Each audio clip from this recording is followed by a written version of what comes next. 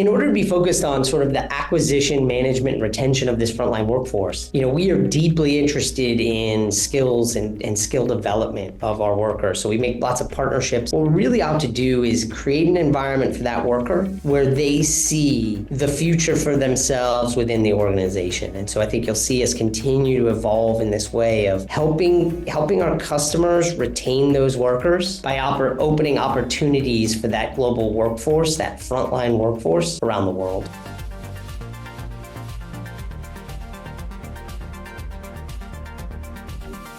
Sean, welcome to the show. How are you, my friend? Chris, great day to be here. Nice to see you. Where are you joining us from in the world? Because you're often traveling. In lovely San Francisco, California, which is a city on the way back. I know it's been had some tough days. Is that what people say now? Because it used to be on the high flying, and now it's like it's on the way back. Yes, so, we had high flying, we went down a little bit, and now we're on the way back. Nice to hear it. Before we jump in, tell everyone a little bit more about yourself personally and the journey to where we are now with the business.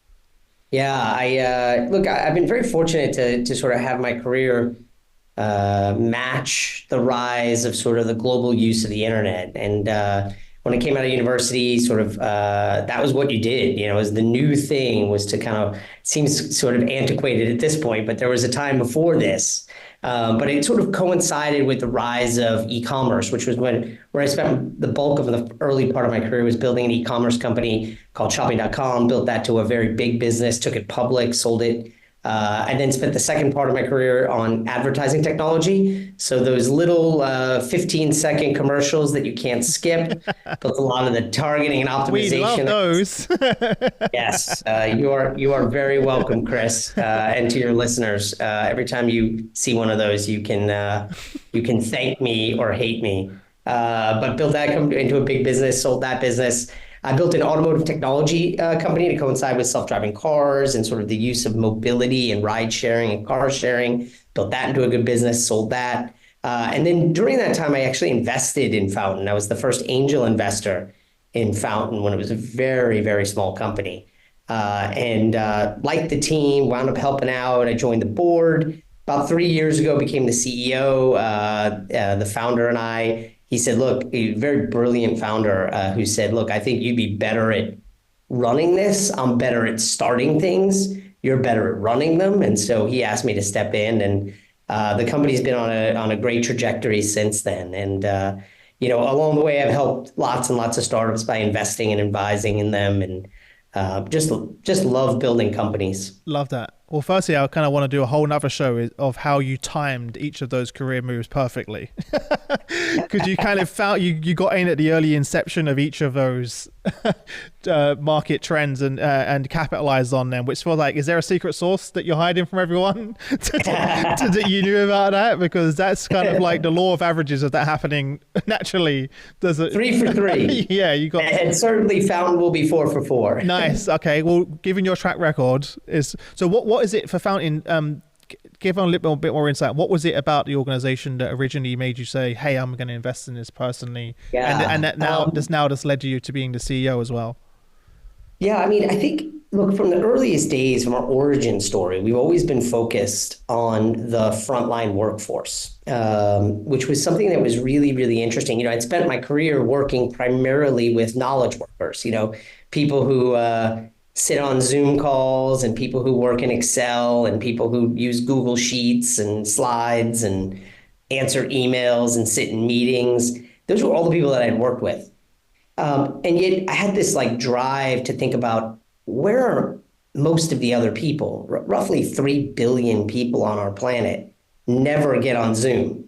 Now, maybe they're happier than some of us who spend more time on Zoom, but I've always been focused on this population, this large group of people who generally are doing things that are really mission critical on our economy. They're stocking shelves, they're driving cabs, they're driving lorries, they're working in restaurants and retail stores, they're answering our customer service things, they work in our hospitals and our medical clinics and take care of our aging seniors. And so our focus as a company has always been on opening opportunities for that workforce. We believe that workforce has been traditionally underserved by technology. And so Fountain is out to sort of right that and make that whole for that population of workers around the world. One, we think it's a mission worth doing. We think the world will be a better place when you really serve this frontline workforce better. The second thing is we think it's a really great business. As I mentioned, 3 billion people. There are far more people on our economy working on the front lines than sitting on Zoom calls or going to Teams meetings. And so our focus as a company has been on that workforce. What we actually do is help companies acquire, manage, and retain that workforce at scale. So that's our kind of what we focus on every day. We find companies that need that frontline workforce to power their business, and we just give them a competitive advantage in this labor market. I think you are right, by the way. I think the audience has been massively, or that employee population, underserved, right? But we saw, I think, during the pandemic how important, like it kind of all of a sudden this spotlight was shone on, they were still going to work every day. They were still making sure our food was delivered. They kept the world going, right? Yeah. During that time. Exactly. Yeah. I think the pandemic opened our eyes to how important the supply chain and how important human beings are to that supply chain. So I think your point's spot on. I think it's been a big eye opener, and frankly, it's been an accelerator of Fountain's business. I don't think most people realize that population, the vast majority, don't even have an email. Yes. Right. They're still getting updates through bulletin boards, in the manufacturing sites, or really, that's how, even in this day and age, which is crazy to think of, that is in many cases, even some of the most biggest companies that you all know, they're still operating that way. They have no connection, no real connection between and communication between those employees. Yeah, you'll go to the favorite place is to go find out where the time clock is, where the people sort of punch in and punch out, and you will see flyers. Yeah, it's still doing flyers all around the time clock, trying to communicate, trying to engage, trying to help this workforce. And if we can bring technology to bear in that area, it can be very powerful for that workforce. What are you seeing when you work with organizations as a key challenge that they face when it comes to their frontline workers? Look, the reality is it's never been more competitive on the frontline workforce. And there's a few things that are happening. So one, post-pandemic, post-COVID, you have some group of population who have decided not to return to the workforce. These are people who are maybe aging out and have just decided, I don't need to work right now. I'm going to cut my hours. I'm going to do something else with my life. So you have a small number of people who have actually withdrawn from the workforce. You also have an aging population in many places where, the aging of people is not being replaced by enough younger workers. That leads to an overall talent shortage on the front lines. What's also happening is that technology has enabled it and made it so easy for workers to apply for jobs that the competitive market has made it that it's just difficult to even hire within that shortened talent pool. So you have a smaller talent pool with more people trying to hire them, and it's very easy to switch jobs or apply for new jobs. What we see in our data is a worker may apply for 7, 8, 9, 10, 12, 14 jobs simultaneously. And they're doing it all on their mobile device. So they're doing it exclusively on their phone. Imagine that you're applying for 10 jobs, right? Typing in on your phone. Maybe you're on the bus home. Maybe you're on the train home. Maybe you're at your house. Maybe you're on break at the current job you have, and you're applying for another one. If you've applied for 10 jobs, that means all else being equal, each of those 10 companies has just a 10% chance. What we know is some of those companies do a better job and some don't. But the biggest change has been you have a smaller labor pool with a lot more competition. And what it leads to is I thought I could get enough people with my old tactics. It's been working for 10 years. We've been doing this for 20 years this way. All of a sudden, those same tactics stop working. And that's where you have this opportunity for companies like Fountain and both, by the way, internal innovation at some of these companies Yeah. to kind of rethink how they're doing things to thrive in this market. It's really interesting. I never thought about how the fact in the past it was a lot more challenging to find another job. But now with technology, the ease of access, we've removed that barrier, right? You just didn't know about other jobs. Or even if you did, how do you apply, right? Now, even on LinkedIn, it's like a click of a button, literally. Submit CV, done, right? To be able to do that. So, and you even see things like you've applied for this job. Oh yeah, why don't you apply for those? Why don't you apply for this other one that's just like it? Yeah. Which, by the way, it's great for the worker, yeah, right? Of course. The worker, as you pointed out, the worker is getting new opportunities, which is great. That's our mission, right? I love that. But it's created a compounding challenge for the customer in that they're saying, wait a second, these people aren't engaging with us. They're not coming to the interview. They're not showing up for the first day of work. What's happening? Well, they're also talking to a lot of other companies, and maybe one of those other companies has done a better job. Yeah. Talk us through like some of the larger high volume companies that you work with. What are some of the specific things that they're doing that also it helps empower their recruiters as well? Yeah. Yeah. So, just to kind of give your audience some scale here, that way the data kind of will matter, right? Small data is very easy to manipulate and make it seem like you can make a big difference. Last year, Fountain hired roughly 3 million people. Our software helped our customers hire 3 million of these workers. We did that in a couple dozen different languages in a couple dozen different countries. So this is really a global phenomena when I'm talking about these things. But one of the things you'll see is customers need to move much more quickly. So in a world where a worker is applying for 10 jobs, the single best thing you can do to improve your opportunity and your chance at getting that worker to join your team is to move quickly. If you move slowly, that worker will invariably accept a job from one of your competitors. And by the way, not your competitors from a customer, not another restaurant. It could be another professional services company. It could be another retail store. It could be a delivery service. Those are all your competitors. So you're not only competing against your direct competitors for labor, you're competing against everybody who needs frontline workers. So speed is one of the biggest things that a company can do.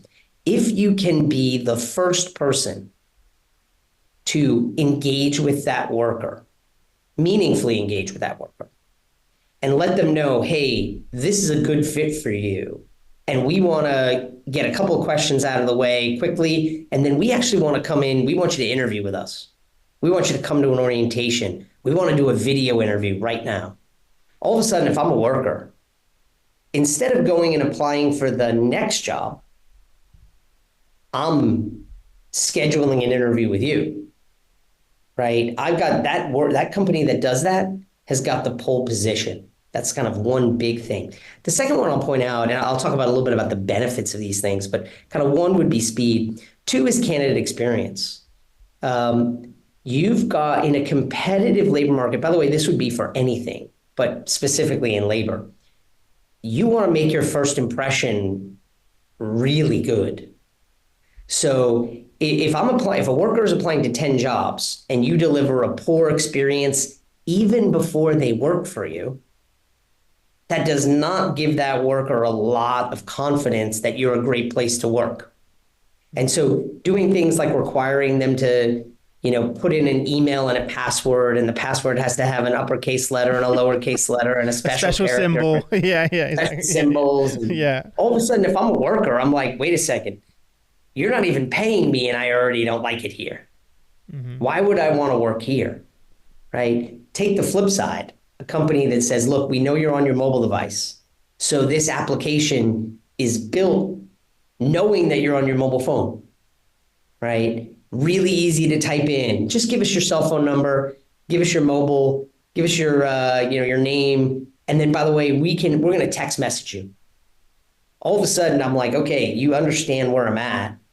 And I'm doing those two things, candidate experience and speed, will make a profound difference. So you go from 100 people applying for your job and only 2 joining the company to 100 people applying and 10. joining the company.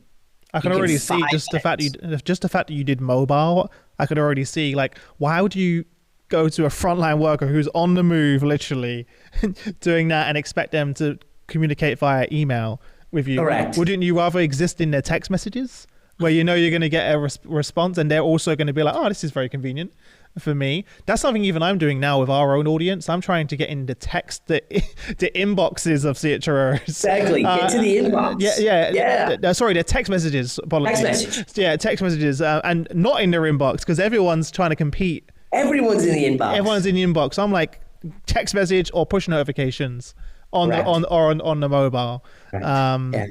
It's interesting.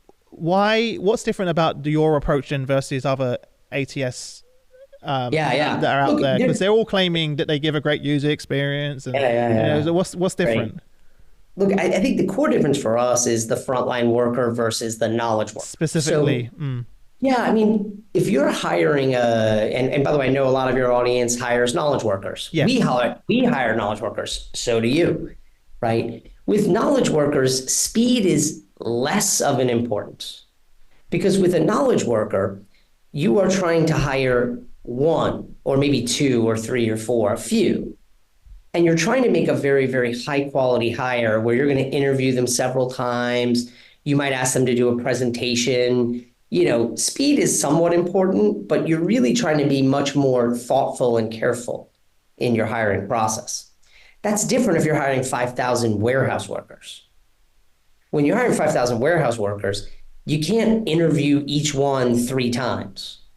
You can't ask them to put a presentation together about how good they would do at, warehouse working, lifting boxes or something like that. So the difference for us is there's a time and a place for the ATSs that are focused on knowledge work. We use one here at Fountain because we hire mostly knowledge workers. That's hilarious. You have your own. But we would never recommend using that kind of piece of software for frontline to hire frontline workers. It's just the wrong tool for the wrong population. I'll give you one perfect example. Like when usually you start with an ATS, one of the first things they ask you to do, upload a resume or a CV, right? Most warehouse workers and people who work in fast food restaurants, they don't have their resume polished on their mobile device. Like a knowledge worker would. Yeah, they just don't.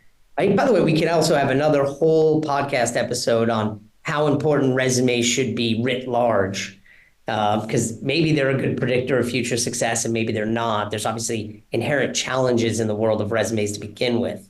But specifically for frontline workers, we think it's a poor indicator of potential and performance in a frontline. So what's your approach to that then? Yeah, so what you want to quickly do is understand, are they capable of doing the job? And very quickly, what kind of experience do they have? So rather than having them put a PDF together where they list out bullet points, what I want to know is, have you ever worked in another retail store? If so, which one? Right? How many years of experience do you have? Can you lift 50 pounds? Because the job we have requires you to lift a lot of boxes, right? Do you have a truck driver's license that enables you to drive trucks in the UK, right?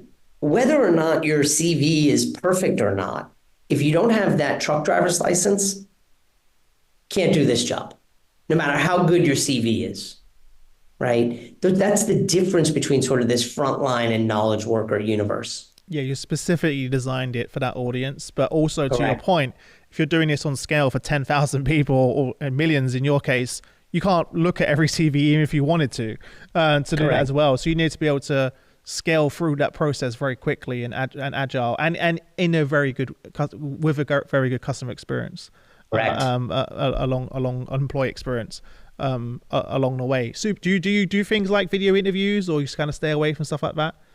No, interviews are important, especially in customer-facing roles. So if you're hiring for retail, if you're hiring for food services, grocery, but for truck drivers, interviews are not important because most truck drivers work on their own most of the day. So what we try to do is make the interviews as convenient as possible. So I'll give you two examples that are great. One is, can you do a video interview? Because if you can do a video interview, you're showing that candidate, hey, I'm willing to meet you where you are. You have 30 minutes later today. You have 15 minutes later today. How about tomorrow? And letting that worker schedule themselves, right? And say, okay, I can come tomorrow and I can do a video interview tomorrow at 9 a.m. Yeah. Great. The second thing we do is we give lots of availability. So one of the things you'll see is customers will say, I want to interview candidates between 10 a.m. and 2 p.m. You know, that's great. I'm glad it's convenient for you. That's when the person's at work. Yeah. Correct. Yeah. Exactly. How about interview from 4 to 7, Yeah. right? Or from 7 a.m. to 9 a.m. Because what you do is all of a sudden you can say to that worker, hey, we've got slots in the morning or the evening. The worker says, great, I'd like to come at 7 a.m. Perfect. That's what we're seeing in the interview space. That's really, really working for workers. Do you have like in the platform, templates for like, this is a template for a trucker, this is a template for a customer service, and then each of them have a different process for each, to your point? Correct. Yeah, so what we try to do is work with our customers. We give them our best practices and say, here's the best template for this, right? And also using things like AI, right? Which is really interesting. I know that's a buzzword now in the HR circles. I'm sure a lot of your listeners are either thinking about it, tired of thinking about it, or are experimenting with it, right? Using AI to say things like, wow, when we send text messages between 2 p.m. and 4 p.m., nobody replies to them. But when we send them from 6 p.m. to 9 p.m., we get a 75% response rate. All of a sudden, the AI will start sending text messages at a better time. So it automatically adjusts. It's like almost like an A/B test. Like, correct. But it's on autopilot. It can do that for you. On autopilot. And even things like what should the text message say? Ooh. Right? Because, some people will respond to a sense of urgency. Like, hey, slots are running out, interview slots are running out, book yours right now. That might work. That might work for people. Other people will say, wait a second, maybe we should go a little softer and say, hey, we haven't forgotten about you. I hope you haven't forgotten about us. We'd love to have you come in and interview. Being able to use AI to write those messages, dynamically change them, right? Engage with applicants, and then use the data to reinforce which models are working best.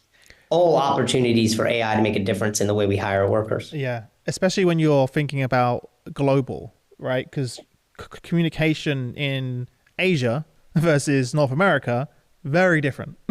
Very different. You probably wouldn't give the urgency story in different cultures, right? To be able to do it. So do you have the ability to adjust it for different countries? Also languages, the way something translates to in different languages don't mean the same thing, if that makes sense. Yeah, I mean, one of these, look, in the knowledge worker universe, another critical difference, right? In knowledge work, especially across Western Europe, you could probably operate when you're recruiting on the front lines of the economy, right? We have a big business in India. I'll give you an example. If you try to recruit frontline workers in India in English, you will get 0 applicants. 0. Nobody will understand what you're talking about or what the job is about. You need to be in the English, you need to be in the language, as I said, and language that's appropriate for that places. The other place you'll see it is here in the States. In the States, you have places where you have almost as many English speakers as you have Spanish speakers. Yeah. Especially in the frontline workforce. You want to be able to recruit and communicate both in Spanish and English, because if you're just recruiting and hiring in English, you're probably missing out on great people who could help power your business. What does this mean for recruiters now in organizations? Yeah, I think recruiting is going to change pretty dramatically. I think it already is. I think it's going to change pretty dramatically, especially in the frontline workforce recruiting world, right? The days of, using manual processes and doing repetitive work to sort of like, okay, I've got to send this email, and then I'm going to call this person, and then I'm going to email this person, and I'm going to call this person, I'm going to email this person and call this person. That used to be the lay of the land. And you would just do it until you filled the job, right? Now, most of that can be automated. And what you're really turning recruiters into is less of this busybody kind of administrative work to allowing them to focus on more strategic things. Like, hey, rather than worrying about all this admin work, I want to focus on these higher value roles that are really behind and think about new strategies that we could use to hire this kind of worker.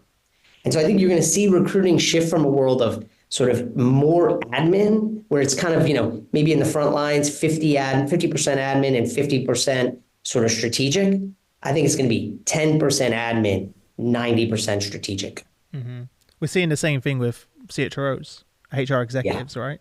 It's the same thing. AI and technology is empowering them to focus on the strategic side and being really more business partners than order takers, I suppose is the best way of saying it. Absolutely. As well. How do you see the evolution of AI in this? Obviously, you're just like everyone starting to play around with it, and you mentioned some use cases. How are you seeing AI's impact in the future? I think it's going to be demonstrative and extremely impactful. So I'm probably further along the scale of CEOs who think about this in terms of its impact. I think it's going to have a massive impact. I think you're going to see dramatic changes in the way that we work as a result of AI. I think you'll see whole classes of jobs get transformed by this. So thinking about places like customer support and customer service, like those are places where I think you'll see dramatic changes, where tier 1 support may change, and then tier 2 support may become the place where we really need humans, right? One place I don't think it will move is hiring decisions. The end decision, right? It's still going to be right. The end decision is still a human to human thing on both sides. Yeah, on both sides. Mm-hmm. Both people have got to kind of turn their keys and say, "I want to join this." No algorithm, no generative AI large language model is going to be able to do a better job of understanding whether you're going to be a good part of this team than the team members themselves. Yeah. They're going to be way better at that than any large language model for the next period of time. Maybe in the future, the computers will even be better at us than that. They'll know more about ourselves than we do, right? And that's already the case in some parts. That's right. It's interesting you say that because literally on Easter Sunday, because I'm very sad and I was still working, I had a call with a company I came across who are building AI kind of customer support /sales/ recruiting. And they gave me a demo, and I had a full-blown conversation back and forth with this AI avatar, superhuman-like, and it was two-way dialogue. Yeah. And it's asking me questions, I was replying, and I was like, this is crazy. And the first thing I thought was exactly what you said, is this is the first tier of customer support. That people will hit. And then once they get through that, then maybe they'll speak to a human next. Yeah. And I was like, imagine how many jobs you're talking about. Millions and millions. And it was really good. Like I was literally blown away because I was throwing random questions that never thought they would have answers to. And obviously it has access to the internet too, right? Yeah. So that's the other thing. Even if it doesn't have an answer, if it's built on ChatGPT-4 and has Web Pilot, it can go and find. It can do whatever it needs to do. Exactly. Yeah, within reason and within parameters. But I was like, wow, like this is going to be a game changer. Yeah. What would you say like the biggest mistakes that companies make when it comes to frontline workers? Yeah, I would say the biggest mistake. Two, I'd say one is a macro one is a micro one. Coming back to the micro part is, using the right tool set for that workforce. So thinking about even after they work for you, right? Hey, we needed to communicate to them, so we sent an email. that's like checking the box. Who knows if they even read that email? Probably not. Who knows if they even got that email or if they even have an email address, right? So kind of like using the right tool would be the kind of the micro one. The macro one I would say is, look, for a long time, we have been focused on, well, frontline workers always quit, so we can just replace them. And so I would say the biggest mistake is getting stuck in that old thinking of like, this is a problem that cannot be solved. So we're just gonna deal with it. We're just gonna like grin and bear it, to say that, to use a turn of phrase. And I think companies that are saying, wait a second, with new technology, with AI, with all kinds of opportunities in front of us, some of these old problems are not going to be problems in the future. How can we sort of rethink how we approach the frontline workforce with creativity, with strategy, in a way that really moves the needle for our business? So there'd be one small one and one big one. I think they're both huge, to be honest, because in the past we never had the ability to do this at scale and to create a personalized experience, and that's where technology came in, has been a game changer. The ability to reach a large population at scale whilst creating a personalized experience for them is just huge. And you could do it in the past, but it was very expensive. And, well said. It was very expensive and very time consuming. And I know, because I've spoken to those poor HR leaders and teams and recruiting teams that were doing this manually, and it was tiring. Exactly. Right?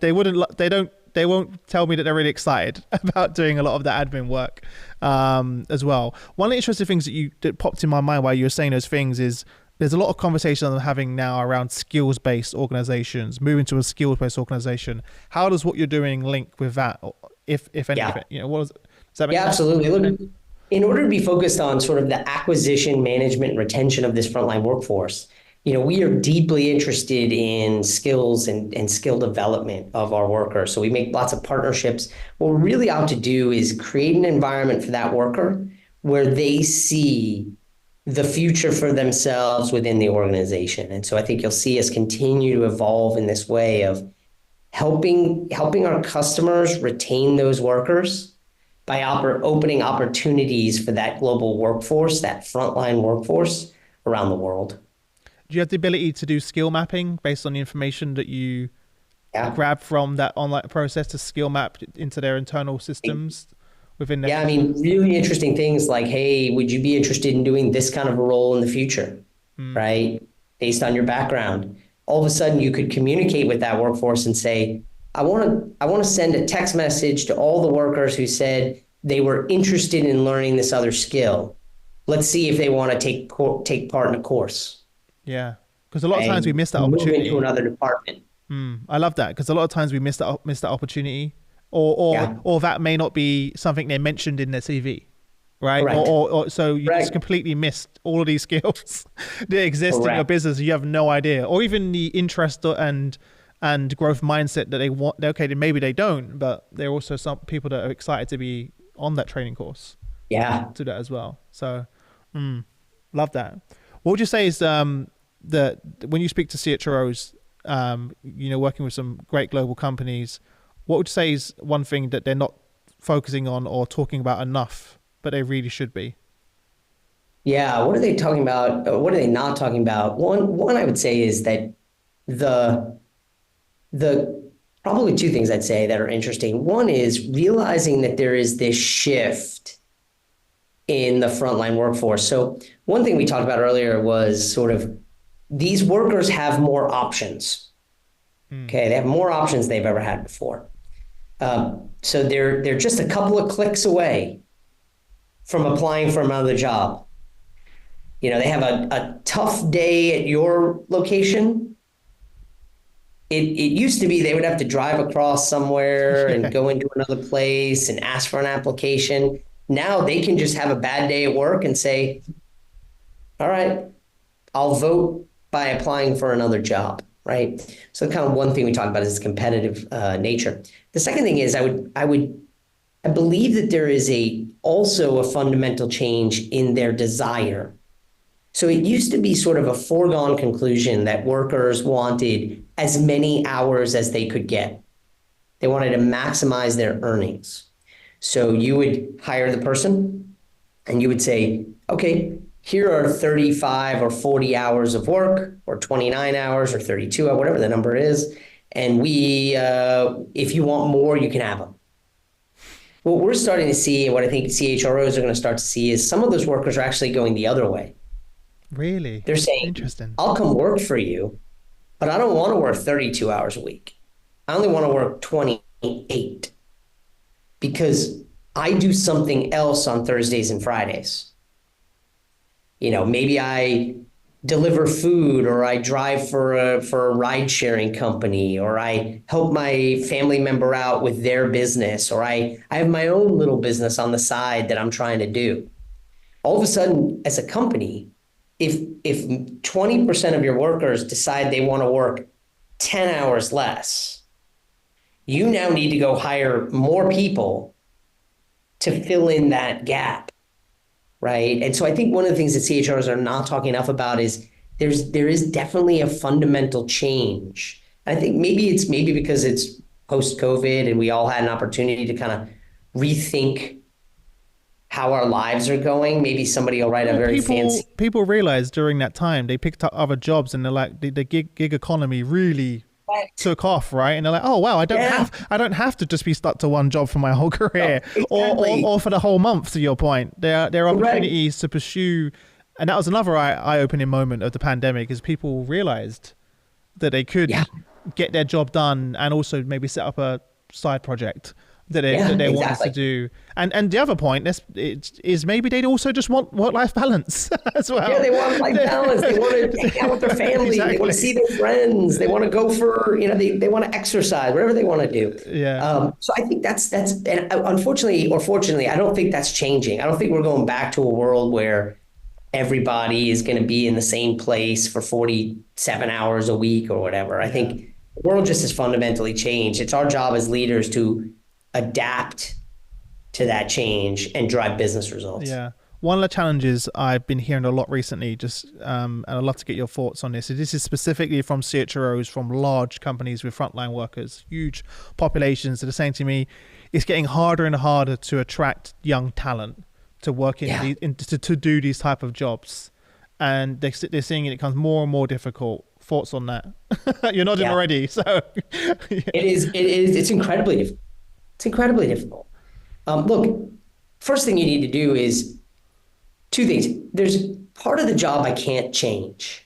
So if your job requires the worker to make French fries, or, work in a very cold freezer, I can't make the freezer warmer. And I can't help them make French fries and better. That is the job. Okay. So there's not much I can do about the physical job that's there, but I can change everything around that job. One of the mistakes I think people are making is they'll say, well, if we just pay people more money, all of a sudden they'll want to sit in our very cold warehouse, or they'll want to make more French fries. Maybe. Yeah. Maybe there are things you can do that will make that job better for that worker, regardless of how much you pay them. Of course, if you pay them more money, that's wonderful. But a lot of these businesses can't pay them more money, because if you pay them more money, all of a sudden we start losing money as a company, right? And so what can you do to make the job better? It starts with, let's make it easy to work here. Let's make it easy to apply for this job. Let's make it easy to schedule an interview that works with the worker's schedule. Let's take care of them during the onboarding process so that they know exactly what they have to do before they show up for day one of work. Let's survey them on their first day of work and find out, how was day one, right? Was it good? Was it bad? Oh, it was bad? Interesting. Why? Because you didn't feel like you understood how the cash register worked. Great. I can fix that. Again, I can't fix the fact that the warehouse is cold, and I can't fix that the French fries get, made in whatever oil or whatever they get made in. Can't do anything about that. Yeah. So those are things I'm seeing in sort of attracting this this younger population of worker. Yeah. I'm seeing companies be really creative about this.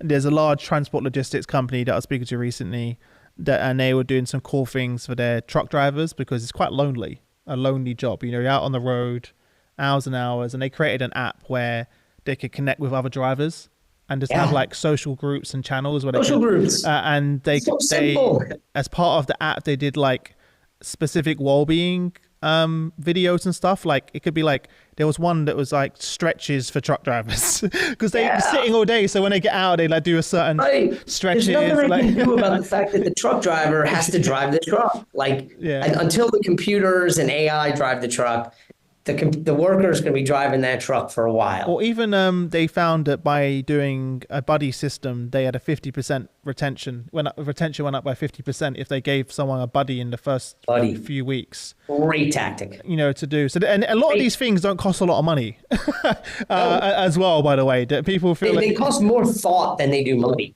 Yeah. More thought than money. What about one of the other challenges and you're just making me think about all the conversations I'm having with CHROs and with big, large frontline, is they are struggling with the knowledge transfer. Yeah. So you've got these highly skilled jobs, right? Because to be someone who looks after a specific machine in a manufacturing environment that's like works a certain way, probably has its quirks, but then that person leaves. How what are you seeing around the knowledge transfer amongst frontline workers? Yeah. It's a huge challenge, right? So one is you've got to make that technology accessible to the new worker, right? The good news is almost all of these workers are carrying a computer in their pocket, almost all of them. And this computer is more powerful than, the computer I had at university. It's an incredible device, right? It's equipped with a camera. It can play videos. It can download documents. It can do how-to tutorials. Can you leverage that technology to enhance and provide and enhance that knowledge transfer? It's definitely doable. Yeah. Before I let you go, going back to the sort of the numbers, what are you seeing in terms of impact for clients that you're working with? Give us some numbers of what you're seeing. Yeah, I mean, it's not uncommon for a customer of ours to go from being understaffed to fully staffed within 30 days of working with us, meaning every hourly job they have is filled. How are you doing that though? Are you scaling that across job boards as well? Like I don't. Yeah. So one of the things is sometimes it's job boards, right? Yeah. Okay. Sometimes they actually have enough people coming in. Oh, they're just not doing a good job at converting. Yeah. Right. Okay. What you'll see is a customer who says, look, from the day someone applies to the day they show up for the first day of work, 2.5 weeks. So what is that? 17 days. With Fountain, that's like 5 days. Now, if you go back to that competitive advantage or that competitive market, if I'm applying to 10 jobs, I have a great experience with this one company. They scheduled the interview when it was convenient for me. They text message me and I can ask them questions and engage with them. And they tell me that I can start next Monday. No brainer. Done deal. No brainer. Speed. I'm not applying to anybody else. I'm going all in on this company. Yeah. Those are things we do. But you'll see kind of a big shrink in time to hire. You'll see a big drop in job board spend. They'll say, look, I just don't need to advertise. Oh, of course. They're saving money by doing that. They don't need to. Saving money. So those are the kind of differences we make. Yeah. Last one I'd say, I hinted at a little bit, but if you've got 100 great people coming to apply for your job and you're only getting 1 or 2 of them, that number can be 10. You just got to have the right piece of technology. Obviously, shameless plug for Fountain. You can learn more about us at fountain.com. But sorry, Chris, I had to No, I was going to ask you later anyway, so it's fine. It's fine. But it can be 10. And if you get 10 of those great people to show up for your business, all of a sudden your hiring problem goes away. Yeah. Listen, man, I'm glad we're having this conversation because, strangely enough, I don't think we talk about frontline workers enough. I do these shows every single, like most days of the week, and it's very rare that we're actually having conversations around our frontline work, which is crazy to me because as we mentioned earlier in the conversation, they literally keep the world going. They do keep the You know, economy and the world going. 100%. So I'm not surprised why you were attracted on this new journey to join the business. So before I let you go, did fountain.com. What about yourself personally? Where can people connect with you? LinkedIn? Yeah, you can find me on LinkedIn, Sean Behr, and obviously you can find Fountain at fountain.com. Amazing, man. Any parting advice before I let you go? Take care of those frontline workers. Yeah. It's the number one thing you can do, both before you hire them and especially after you hire them. Take care of that workforce and they'll take care of your business. Amazing. Appreciate you coming on the show. Thanks so much. Thanks so much for having me, Chris. Great to talk to you.